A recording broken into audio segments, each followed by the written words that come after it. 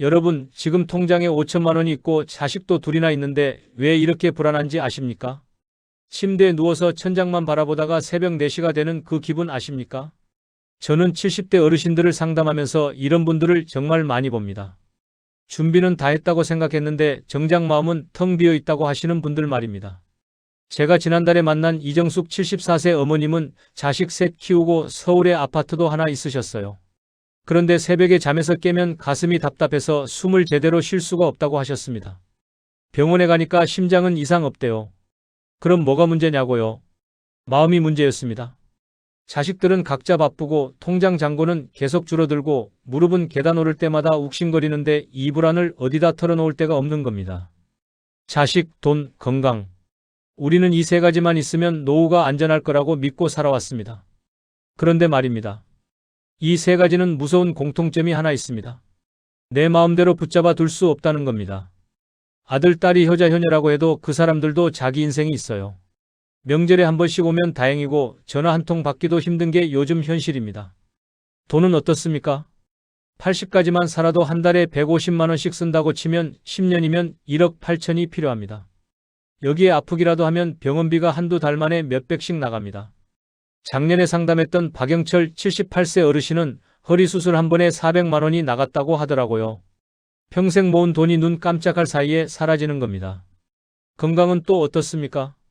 60에 멀쩡하던 무릎이 70 넘으면 계단 오르기가 두렵고 80 되면 화장실 가는 것조차 조심스러워집니다.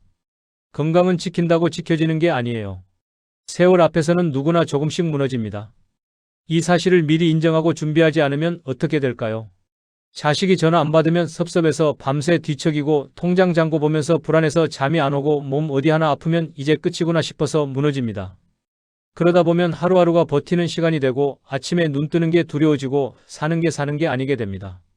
저는 30년간 노후 심리와 삶의 질을 연구해온 박사 박순재입니다. 수천 명의 어르신들을 만나면서 확실하게 깨달은 게 하나 있습니다. 자식도 돈도 건강도 다 흔들리고 떠난 뒤에도 끝까지 남는 단 한 가지가 있다는 것. 그리고 그 힘을 지키기 위한 필수 준비가 4가지 있다는 겁니다. 이걸 모르면 통장에 돈이 5천이 있든 1억이 있든 마음은 텅 빈 채로 살게 됩니다. 반대로 이걸 알고 준비하면 자식이 멀리 있어도 돈이 조금 부족해도 몸이 예전 같지 않아도 하루하루가 감사해집니다. 오늘 이 이야기를 끝까지 들으셔야 합니다. 이게 여러분 남은 인생을 완전히 바꿀 수 있는 마지막 기회일 수 있습니다. 지금 여러분은 무엇을 붙잡고 버티고 계신지 댓글로 솔직하게 나눠주실 수 있을까요? 제가 작년에 상담했던 김순자 72세 어머님 이야기를 들려드리겠습니다. 이 이야기를 듣다 보면 여러분 자신의 모습이 보일 겁니다. 어머님은 아들 둘을 정말 잘 키우셨어요. 큰아들은 대기업 다니고 작은아들은 공무원입니다. 서울 외곽에 작은 아파트도 한 채 있고 적금도 3천만 원쯤 있으셨어요. 남편은 5년 전에 먼저 가셨지만 그래도 자식들이 잘 커져서 노후는 괜찮을 거라고 믿으셨습니다. 그런데 큰아들이 회사 발령으로 부산으로 내려가게 됐어요. 처음에는 한 달에 한 번씩 올라온다고 했는데 막상 내려가고 나니까 2달에 한 번, 석 달에 한 번으로 간격이 늘어났습니다. 작은 아들은 또 어떻습니까? 결혼하고 나서 명절에만 얼굴 비추고 평소에는 전화해도 바쁘다고 다음에 다시 걸겠다고 하더래요. 그렇게 다음에 하다가 일주일이 훌쩍 지나가는 겁니다. 어느 겨울 저녁이었답니다. 어머님이 혼자 저녁 밥상을 차려놓고 앉았는데 국에서 김이 모락모락 나오다가 조금씩 사라지는 게 보이더래요. 그걸 멍하니 바라보고 있는데 갑자기 눈물이 나오기 시작했답니다. 그때 든 생각이 이거였어요. 나는 누구랑 이 밥을 먹어야 하지? 나는 도대체 무엇을 믿고 이렇게 살아야 하지? 밤에 잠이 안 와서 핸드폰을 들여다보는데 큰아들 카톡 프로필 사진은 3개월 전 거 그대로고 작은아들 프로필에는 며느리랑 아이들 사진만 있더래요. 거기에 본인은 없는 겁니다. 그 순간 확 깨달았답니다. 자식들한테 나는 이제 프로필 사진에도 안 들어가는 사람이구나. 그 무렵 허리가 아파서 병원에 갔더니 디스크래요. 물리치료 받으라고 하는데 한 달에 15만 원씩 나갑니다. 거기다 무릎도 안 좋아서 주사 맞으니까 1회에 10만 원. 한 달에 병원비만 30만 원 가까이 나가는 겁니다. 생활비까지 합치면 한 달에 120만 원은 기본으로 나가요. 적금 3천에 기초연금 30만 원 받으니까 계산해보니까 20년도 못 버틴다는 계산이 나오더래요. 그때부터 어머님이 밤에 잠을 못 주무셨답니다. 새벽 3시, 4시에 눈이 떡 떠지면서 통장 잔고 계산하고 앞으로 얼마나 더 살지 계산하고 만약에 큰 병이라도 걸리면 어쩌나 걱정하다가 아침이 오는 겁니다. 낮에는 또 어떻습니까? 현관문 열리는 소리만 나도 혹시 자식들이 왔나 싶어서 뛰어나가 보는데 그냥 옆집 사람이에요. 그러면 다시 방에 들어가서 텔레비전만 켜놓고 멍하니 앉아있는 시간이 하루에 6시간, 7시간씩 됐답니다. 그렇게 6개월을 보내고 나서 저한테 오셨어요. 첫 상담 때 어머님이 하신 말씀이 이거였습니다. 선생님, 나는 자식과 돈과 건강만 바라보고 평생을 살았어요. 그런데 자식은 제 인생 사는 거고 돈은 자꾸 빠져나가고 건강은 점점 나빠지는데 정작 내 마음과 내 하루를 어떻게 지켜야 하는지는 한 번도 생각해 본 적이 없어요. 그래서 제가 아주 작은 제안을 드렸습니다. 거창한 거 아니에요. 마트에 갈 때마다 늘 보던 계산대 아주머니한테 먼저 인사를 건네보기. 동네 공원에 매일 아침 9시에 나가서 10분만 걷기. 자기 전에 공책에 오늘 감사했던 일 한 줄만 적어보기. 이 3가지였습니다. 처음에 어머님은 이렇게 말씀하셨어요. 이런 게 무슨 소용이 있겠어요. 자식이 오는 것도 아니고 돈이 느는 것도 아니고 건강이 좋아지는 것도 아닌데요. 그래도 일단 한번 해보시라고 했습니다. 석 달이 지났을 때 어머님한테서 전화가 왔어요. 표정이 조금 밝아지신 것 같더라고요. 마트 아주머니랑 이제 서로 얼굴 보면 반갑게 인사하고 공원에서 매일 보는 할아버지랑도 가벼운 안부를 나누게 됐고 공책에 적다 보니까 하루에 감사한 일이 생각보다 많다는 걸 알게 됐답니다. 어머님이 하신 말씀이 아직도 기억납니다. 자식이 나를 지켜주는 게 아니라 내가 나를 지키는 법을 이제야 배우고 있는 것 같다고요. 오늘 이 영상에서 말씀드릴 내용은 여러분의 노후 생활 방식을 완전히 바꿀 수 있는 중요한 지혜입니다.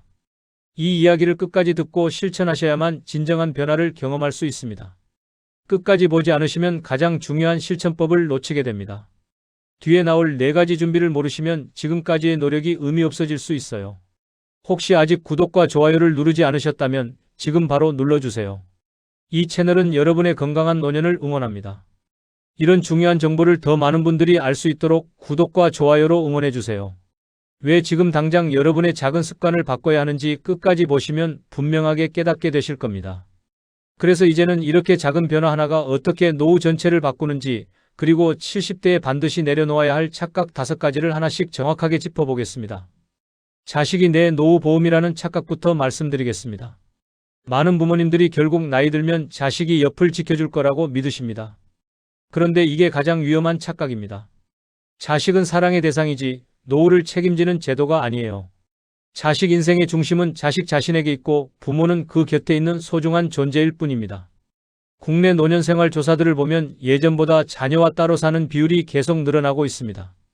명절이나 기념일에만 잠깐 만나는 경우가 대부분이고 일상적인 연락은 점점 줄어들고 있다는 결과가 반복해서 나옵니다. 부모 마음과 현실 사이에 점점 간격이 생기고 있는 겁니다. 제가 만난 박영수 68세님 이야기를 들려드릴게요. 평생 아들 하나만 바라보고 사셨습니다. 아들이 좋은 회사 들어가고 결혼도 잘하니까 이제 노후는 걱정 없다고 생각하셨어요. 그런데 아들이 해외 발령을 받아서 캐나다로 떠났습니다. 처음 6개월은 일주일에 한 번씩 영상통화를 했는데 시간이 갈수록 한 달에 한 번, 2달에 한 번으로 줄어들었어요. 작년 설날에 아들이 못 온다고 연락이 왔을 때 박영수님은 그냥 주저앉아 버리셨답니다. 차례상을 혼자 차리고 앉아서 빈자리만 바라보는데 그때 처음으로 깨달으셨대요. 내가 평생 준비한 노후가 아들이 옆에 있다는 전제로만 세워져 있었구나. 아들 없이 나 혼자 어떻게 살아야 하는지는 한 번도 생각해보지 않았구나. 몇 달 동안 허탈감에서 빠져나오지 못했다고 고백하셨습니다. 그래서 제가 뭐라고 했는지 아십니까? 자식에게 기대하는 일을 조금씩 줄이고 대신 자식을 진심으로 응원하는 쪽으로 마음을 돌려보시라고 했습니다. 도움을 받아야 할 존재가 아니라 서로 안부를 나누는 존재라고 스스로에게 다시 정의해 보시라고요. 물론 섭섭한 마음이 들 수 있습니다. 그런데 그 섭섭함을 그냥 꾹 눌러 담고 아무 말도 안 하는 건 좋은 방법이 아니에요. 서운함은 솔직하게 인정하되 내 삶의 중심을 자식에서 나 자신에게 천천히 옮기는 연습이 필요합니다. 여러분께 여쭙고 싶습니다. 여러분의 마음 중심은 지금 자식에게 가 있습니까? 아니면 나 자신에게 가 있습니까? 돈만 충분하면 걱정이 사라진다는 착각도 아주 위험합니다. 어느 정도의 돈은 분명히 필요합니다. 그런데 돈이 많다고 해서 불안이 사라지는 건 절대 아니에요. 오히려 돈은 쌓아두는 순간부터 잃을까봐 걱정하는 대상이 되기 쉽습니다. 노년층 조사를 보면 재미있는 결과가 나옵니다. 자산이 많다고 해서 반드시 불안이 줄어드는 게 아니고 일정한 생활비가 안정적으로 들어오는지 지출 계획이 명확한지에 따라 마음 편안함이 갈린다는 겁니다. 통장에 5천만 원 있어도 불안에 떠는 사람이 있고 2천만 원 있어도 마음 편한 사람이 있는 이유가 바로 이겁니다. 최미자 75세님은 평생 식당을 운영하시며 7천만 원을 모아 두셨습니다. 숫자만 보면 넉넉했지요. 그런데 통장 잔고가 조금만 줄어도 밤에 잠이 안 온다고 하셨어요. 한 달 생활비로 100만 원만 빠져나가도 계산기 두드리면서 몇 년 버티나 계산하고 병원 가서 5만 원만 나와도 가슴이 철렁하셨답니다. 그러다가 작년에 무릎 수술을 받으면서 600만 원이 한꺼번에 나갔어요. 거기다 몸조리하느라 몇 달 동안 택시비, 영양제 이것저것 합쳐서 또 200만 원이 나갔습니다. 통장 잔고가 800만 원 줄어드는 걸 보면서 최미자님은 그때 처음으로 깨달으셨답니다. 숫자를 붙잡고 사는 삶이 얼마나 불안한지 돈을 지키는 게 아니라 돈한테 지배당하며 살고 있었구나 하고요. 그래서 제가 제안을 드렸습니다. 통장을 안심의 대상이 아니라 도구로 보는 연습을 해보시라고요. 나와 배우자의 기본 생활에 필요한 최소한의 고정 수입이 어느 정도인지 계산해보고 그 안에서 나를 위해 쓰는 비용을 예산에 포함시키라고 했습니다. 사람과 추억을 남기는 지출을 일부러 계획해보시라고요. 친구들이랑 1년에 2번 밥 먹는데 10만 원, 손주들 생일 선물에 5만 원, 이런 식으로 미리 정해놓으면 돈 쓸 때마다 죄책감 들지 않고 마음이 편해집니다. 여기서 주의할 점이 있습니다. 언젠가 큰일 날지 모른다는 생각에 지금 누려야 할 작은 행복까지 전부 미루다 보면 어떻게 될까요? 결국 모아둔 돈이 큰 병원비로 한 번에 나가면서 정작 남는 기억은 하나도 없게 됩니다. 미래에 대한 준비와 현재의 삶 사이의 균형이 필요합니다. 여러분의 돈은 지금 숫자를 지키는 데 쓰이고 있습니까? 아니면 삶을 따뜻하게 만드는 데 쓰이고 있습니까? 건강만 지키면 끝까지 버틸 수 있다는 착각도 마찬가지입니다. 건강은 분명히 중요합니다. 그런데 세월을 완전히 이길 수 있다고 믿는 순간 몸이 조금만 달라져도 마음이 먼저 무너져요. 나이가 들면 어느 정도의 불편함은 자연스러운 과정이라는 사실을 받아들이는 게 필요합니다. 노년층을 대상으로 한 여러 조사를 보면 60대 이후에는 대부분 한 가지 이상의 만성질환을 가지고 있다는 결과가 반복해서 나타납니다. 고혈압, 당뇨, 관절염 이 중에 하나는 거의 다 있으세요. 다시 말해 몸의 불편함은 일부만 겪는 특별한 일이 아니라 거의 모두가 겪는 일반적인 과정이라는 뜻입니다. 이상훈 79세님은 젊을 때부터 운동을 챙기며 주변에서 건강모범이라고 불리던 분이었습니다. 매일 아침 5km씩 걷고 담배 술 한 번도 안 하시고 식단 관리도 철저하게 하셨어요. 주변 친구들이 하나둘씩 아프기 시작해도 본인만은 괜찮을 거라고 믿으셨습니다. 그런데 작년에 갑자기 가슴이 답답해서 병원에 갔더니 심장에 문제가 있더래요. 스텐트 시술을 받고 석 달 동안 입원 치료를 받으셨습니다. 이상훈 님이 저한테 하신 말씀이 아직도 기억에 남습니다. 가장 힘들었던 게 통증이 아니라 나만은 괜찮을 줄 알았던 자존심이 무너지는 경험이었다고요. 평생 건강을 지켰는데 결국 나도 늙는구나, 나도 아프구나 하는 걸 인정하는 게 너무 힘들었답니다. 그래서 목표를 바꾸셔야 합니다. 예전처럼 완벽한 몸을 만드는 게 목표가 아니라 오늘 내가 할 수 있는 만큼 무리하지 않고 움직이고 잘 쉬는 게 목표가 되도록 기준을 낮추는 겁니다. 몸이 보내는 작은 신호를 무시하지 않고 그날그날 허락하는 범위를 존중하는 태도가 필요합니다. 어제는 3km 걸었는데 오늘 무릎이 아프면 오늘은 1km만 걷는 겁니다. 그게 나를 존중하는 겁니다. 젊었을 때의 나와 지금의 나를 계속 비교하면서 스스로를 탓하다 보면 마음이 먼저 지칩니다. 예전에는 계단을 한 번에 올라갔는데 지금은 쉬어가며 올라간다고 자책하지 마세요. 내 나이를 인정하지 않으려는 태도는 오히려 몸을 더 힘들게 만들 수 있습니다. 오늘의 몸 상태를 인정하며 살아가고 계신가요? 아니면 예전의 나를 억지로 따라가려 하고 계신가요? 나는 아직 괜찮다는 착각도 정말 위험합니다. 특히 남성 어르신들께서 나는 아직 멀쩡하다, 나는 다른 사람들보다 낫다는 생각을 많이 하십니다. 이 생각이 반복되면 몸과 마음이 보내는 작은 신호를 놓치고 도움을 구할 시기를 놓치게 됩니다. 국내외 연구에서도 남성 노인이 여성 노인보다 우울감과 외로움을 느끼면서도 도움을 요청하는 비율은 더 낮은 경향이 있다는 결과가 자주 보고됩니다. 겉으로는 괜찮아 보이지만 속으로는 버티고 있는 경우가 많다는 뜻이에요. 정해철 74세님은 주변에서 늘 멀쩡해 보인다는 말을 들었습니다. 골프도 치고 친구들도 만나고 겉으로 보기에는 아무 문제 없어 보였어요. 그래서 정말 괜찮은 줄 알고 지내셨습니다. 그런데 속으로는 밤마다 잠이 안 왔어요. 누워있으면 천장만 보이고 내일 뭐하지, 앞으로 뭐하며 살지 하는 생각만 계속 돌았답니다. 아침에 일어나면 밥맛도 없고 친구들 만나도 즐겁지가 않은데 겉으로는 밝은 척 했어요. 그렇게 1년을 버티다가 결국 어느 날 아침에 일어날 힘조차 없어서 침대에서 하루 종일 누워만 있게 됐습니다. 그제야 주변에 도움을 요청했는데 정해철 님이 하신 말씀이 이거였어요. 괜찮은 척하는데 너무 많은 힘을 쏟았다고 진작 솔직하게 말할 걸 그랬다고요. 먼저 스스로에게 솔직해지는 연습을 해야 합니다. 잠은 잘 오는지, 밥맛은 있는지, 사람을 만나는 게 반가운지, 하루 중 웃는 시간이 있는지 조용히 점검해 보는 겁니다. 혼자 감당하기 버겁다면 가까운 사람에게 솔직한 마음을 한번 털어놓아 보는 것도 중요합니다. 모든 것을 나 혼자 해결해야 한다는 생각은 노후를 더 외롭게 만듭니다. 약한 모습을 보이면 무너질 것 같아서 더 버티게 되지만 결국 그 버팀이 마음을 더 빨리 지치게 만들 수 있어요. 요즘 나는 정말 괜찮은 건지 아니면 괜찮은 척을 하고 있는 건지 스스로에게 물어볼 준비가 되어 있으신가요? 마지막으로 외로움은 사람 수가 적어서 생긴다는 착각입니다.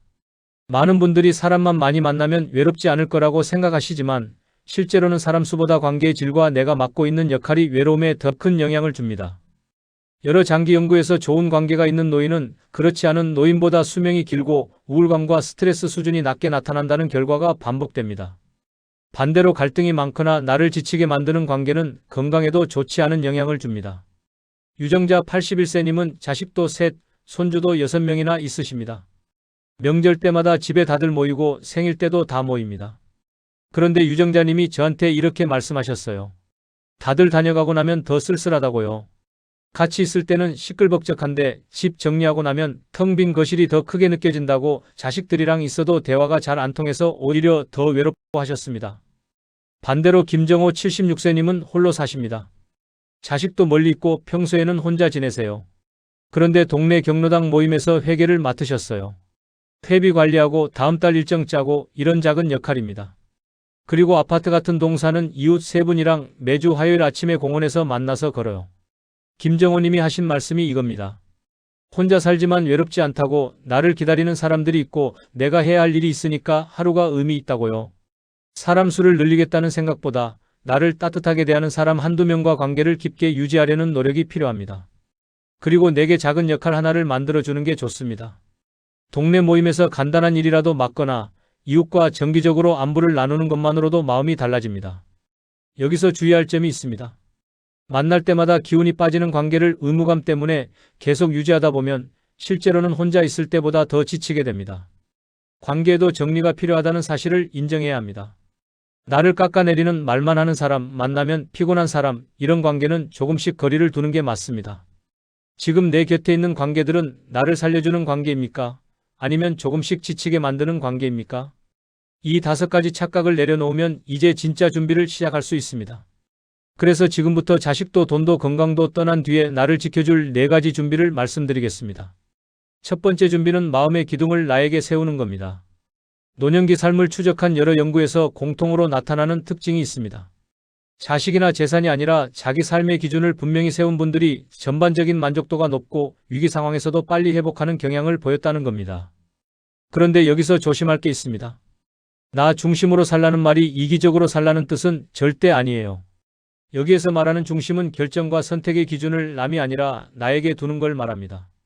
자식 눈치 보느라 남들이 뭐라고 할까봐 정작 내 마음은 점점 메말라가는 경우가 너무 많습니다. 제가 상담했던 한 어머님은 이런 말씀을 하셨어요.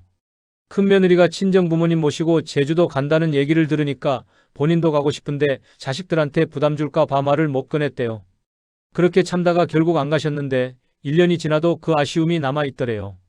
그때 100만 원만 썼으면 평생 기억에 남을 여행이었을 텐데 자식 눈치 보느라 본인 삶을 포기한 겁니다. 무언가를 결정할 때 자식이 좋아할까 보다 내가 견딜 수 있을까를 먼저 떠올려 보셨으면 합니다. 오늘 하루를 마치고 잠자리에 들기 전에 나는 오늘 나를 얼마나 챙겼는지 스스로에게 조용히 물어보는 습관을 들이면 도움이 됩니다. 오늘 내가 하고 싶었던 일을 했는지 아니면 남 눈치만 보느라 하루를 보냈는지 점검해 보는 겁니다. 여러분의 인생 기준은 지금 누구를 중심에 두고 세워져 있나요? 두 번째 준비는 관계를 정리하고 다시 짓는 겁니다. 좋은 관계가 있는 노인은 그렇지 않은 노인보다 우울감과 질병 위험이 낮다는 결과가 꾸준히 보고됩니다. 반대로 갈등과 불평이 많은 관계는 스트레스를 높이고 몸과 마음에 모두 부담을 줍니다. 여기서 2가지를 조심해야 합니다. 첫째는 나를 계속 힘들게 하는 관계를 의무감 때문에 끊지 못하는 것, 둘째는 새로운 관계를 시작하는 걸 지나치게 두려워하는 겁니다. 이 두 가지가 겹치면 마음이 더 좁아집니다. 제가 만난 송미경 71세님 이야기를 들려드릴게요. 20대부터 알고 지낸 친구가 한 분 계셨는데 만날 때마다 자기 자랑만 하고 송미경님 이야기는 듣지도 않더래요. 아들이 얼마 버는지, 며느리가 어디 다니는지, 손주가 전교 몇 등인지 자랑만 일시간 내내 하고 송미경님이 무슨 말을 하면 그건 별거 아니라는 식으로 말을 자르더랍니다. 만나고 나면 기분이 안 좋은데 50년 넘게 알고 지낸 사이니까 끊을 수도 없고 그렇게 3년을 참고 만났대요. 그러다가 제가 한마디 했습니다. 50년 알았다는 게 앞으로도 30년을 더 참아야 한다는 뜻은 아니라고요. 송미경님이 용기 내서 그 친구한테 전화를 조금 덜 하고 만남 횟수를 줄였습니다. 그리고 그 시간에 아파트 같은 층에 사는 비슷한 나이 이웃분한테 먼저 인사를 건넸어요. 몇 달 후에 송미경님이 저한테 연락이 왔습니다. 새로 알게 된 이웃분이랑 일주일에 한 번씩 동네 카페에서 차 마시는데 그 한 시간이 일주일 중에 가장 행복한 시간이래요. 서로 이야기를 들어주고 공감해주고 웃으면서 헤어지니까 기분이 좋다고 하셨습니다. 먼저 마음속에서 정리하고 싶은 관계 한 가지를 떠올려보고 거리를 조금 두는 연습을 해보셔야 합니다. 그리고 그 자리에 따뜻한 관계 하나를 조금 더 자주 만나거나 연락하는 것으로 채워보시면 좋습니다. 동네 마트, 복지시설, 경로당 같은 건물 이웃에게 먼저 인사를 건네는 것도 시작이 됩니다. 처음에는 어색해도 3번, 5번 하다 보면 서로 얼굴을 알아보게 되고 간단한 안부를 나누게 되고 그게 쌓이면 관계가 됩니다. 오늘 하루 동안 내가 먼저 안부를 물어본 사람은 몇 명이나 되나요? 세 번째 준비는 품위 있는 생활 태도를 만드는 겁니다. 자기 돌봄을 꾸준히 실천하는 어르신일수록 삶에 대한 만족도가 높고 우울감이 낮게 나타난다는 결과가 많습니다. 여기에는 옷차림, 집안 정리, 말투, 표정 같은 작은 습관들이 포함됩니다. 그런데 품위를 체면과 헷갈리면 안 됩니다. 남들 눈에 좋아 보이려고 무리한 소비를 하거나 몸에 맞지 않는 옷과 신발을 고집하는 건 품위가 아니라 부담입니다. 품위는 과시가 아니라 나를 존중하는 태도에서 나옵니다. 제가 만난 김철수 77세님은 혼자 사십니다. 부인이 5년 전에 돌아가시고 나서 한동안 집이 엉망이었대요. 설거지는 며칠씩 안 하고 빨래는 쌓이고 옷은 아무거나 걸치고 다니고 머리는 한 달에 한 번도 안 감고 거울도 안 보고 지내셨답니다. 그러다가 딸이 집에 왔다가 깜짝 놀라서 아버지 이러시면 안 된다고 울면서 얘기를 했대요.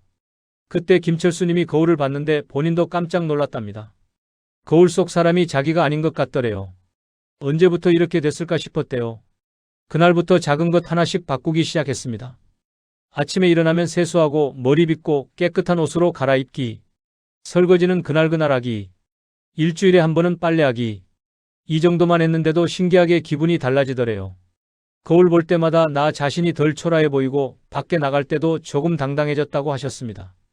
내 나이에 맞는 편안한 옷을 깨끗하게 정리해서 입고 집안에 필요 없는 물건을 조금씩 비워내는 것부터 시작해 보셔야 합니다.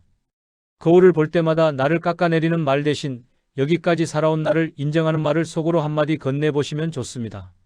나이 들었다고 자책하지 말고 이 나이까지 잘 살아왔다고 스스로를 격려해 주는 겁니다. 나는 나이를 숨기려 하고 있나요? 아니면 나이 든 나를 나답게 가꾸려 하고 있나요? 네 번째 준비는 작은 역할과 일거리를 만드는 겁니다. 사회적 역할을 유지하는 노인은 그렇지 않은 노인보다 우울감과 피로감이 낮고 삶의 의미를 더 잘 느낀다는 결과가 여러 나라에서 공통으로 나타납니다. 여기서 말하는 역할은 큰 직업이 아니라 일상 속에서 누군가에게 도움이 되는 작은 일들입니다. 예전의 모습과 비교하며 너무 큰 역할을 다시 맡으려 하면 금방 지치고 다시 아무것도 하지 않게 되는 경우가 많습니다. 몸의 상태와 에너지를 고려하지 않은 욕심은 오히려 삶을 더 힘들게 만들 수 있습니다. 제가 만난 박순덕 73세님은 퇴직하고 나서 3년 동안 아무것도 안 하셨대요. 낮에는 텔레비전 보고 오후에는 낮잠 자고 저녁에는 또 텔레비전 보고 그렇게 하루하루가 똑같았답니다. 아침에 일어날 이유도 없고 누가 나를 기다리는 것도 없고 해야 할 일도 없으니까 점점 무기력해지더래요. 그러던 중에 아파트 분여회에서 회계를 맡을 사람을 찾는다는 공고를 받습니다. 처음에는 귀찮아서 안 하려고 했는데 딸이 한번 해보시라고 권유를 했어요. 그래서 반신반의하며 시작했는데 한 달에 한 번 회의 참석하고 회비 정리하고 영수증 관리하는 게 전부였습니다. 그런데 신기하게 월요일 오전이 기다려지더래요. 회의 날이거든요. 회의 가면 이웃들 만나서 인사하고 다과 먹으면서 이야기 나누고 본인이 정리한 자료를 발표하는데 사람들이 고맙다고 인사를 하더랍니다. 그때 느꼈대요. 누군가에게 필요한 사람이라는 느낌이 이렇게 좋은 건지 처음 알았다고요. 일주일에 한 번, 1시간만 시간을 내어 동네 모임이나 자원활동에 참여해보는 것부터 시작하면 좋습니다. 손주 숙제를 잠깐 도와주는 일, 아파트 복도에 물을 뿌려주는 일, 동네 모임에서 출석부를 정리하는 일도 훌륭한 역할입니다. 교회나 성당에서 주보 접는 일, 경로당에서 식사 배식 돕는 일, 도서관에서 책 정리하는 일, 이런 작은 일들이 내 삶에 의미를 줍니다. 지금 내 삶에서 나는 누구에게 어떤 작은 도움이 되고 있나요? 5번째 준비는 오늘을 채우는 일상 루틴을 만드는 겁니다. 규칙적인 일상과 소소한 즐거움이 있는 노인은 그렇지 않은 노인보다 삶에 대한 만족과 희망 수준이 높다는 조사 결과가 많습니다. 하루를 어떻게 보냈는지가 마음의 나이를 결정하기도 합니다. 아무 계획 없이 하루를 흘려보내다 보면 머릿속을 과거의 후회와 미래의 불안이 자연스럽게 채워버립니다. 시간이 많은 게 축복이 아니라 짐처럼 느껴질 수 있어요. 하루가 12시간인지 20시간인지 구분도 안 되고 오늘이 화요일인지 목요일인지도 헷갈리고 그렇게 일주일이 어떻게 지나갔는지도 모르게 됩니다. 제가 만난 한 어르신은 이런 말씀을 하셨어요. 아침에 눈 뜨면 오늘 뭐 하지 하는 생각이 제일 먼저 든대요. 그리고 생각나는 게 없으면 그냥 다시 누워서 한두 시간을 더 있다가 일어난답니다. 점심 먹고 나면 또 할 게 없어서 텔레비전 켜놓고 소파에 앉아 있는데 무슨 프로그램이 나오는지도 모르겠고 그냥 시간만 가더래요. 그래서 제가 제안을 드렸습니다. 아주 작은 루틴 4가지 정도를 정해두라고요. 아침에 일어나서 창문 열고 하늘 보기, 점심 전에 10분 걷기, 오후 3시에 따뜻한 차 한 잔 마시며 감사한 일 3가지 떠올리기, 잠들기 전에 오늘 가장 고마웠던 순간 한 줄 적기. 이 4가지입니다. 처음에는 뭐 이런 걸 다 하냐고 하셨는데 해보시라고 했습니다. 한 달 후에 연락이 왔는데 신기하게도 하루가 전보다 의미 있게 느껴진다고 하시더라고요. 아침에 창문 열면서 오늘 날씨가 어떤지 확인하는 게 하루의 시작이 되고 10분 걷는 게 기다려지고 오후 3시 차 한 잔이 하루의 휴식이 되고 자기 전에 적는 한 줄이 하루를 정리하는 시간이 됐다고 하셨습니다. 여러분의 오늘은 스스로 정한 루틴으로 채워져 있나요? 아니면 그냥 흘러가는 대로 두고 계신가요? 작은 루틴 하나가 하루를 지탱하는 기둥이 될 수 있습니다. 오늘 우리는 아주 불편하지만 꼭 필요한 진실을 함께 마주했습니다. 자식도 돈도 건강도 분명히 소중하지만 결국은 내 마음대로 붙잡아 둘 수 없는 손님이라는 사실입니다. 이 3가지를 전부라고 믿고 살면 어느 날 갑자기 하나가 흔들릴 때 내 삶 전체가 함께 무너집니다. 반대로 오늘 이야기에서 정리했듯이 내 삶의 중심을 나에게 두고 관계를 정리하고 가꾸고 내 나이에 맞는 품위를 지키고 작은 역할과 오늘의 루틴을 만들어가면 상황이 완전히 달라집니다.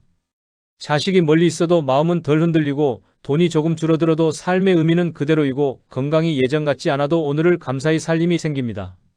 잘못 관리했을 때의 노후는 이렇습니다. 자식이 자주 찾아오지 않으면 섭섭함이 쌓이고 명절에 한 번 오는 것도 고맙다고 해야 하는지 서운하다고 해야 하는지 몰라서 속만 끓입니다. 통장 잔고가 100만 원만 줄어들어도 밤에 잠 못 이루고 병원 가는 게 두려워서 아픈 곳이 있어도 참다가 나중에 더 크게 악화됩니다.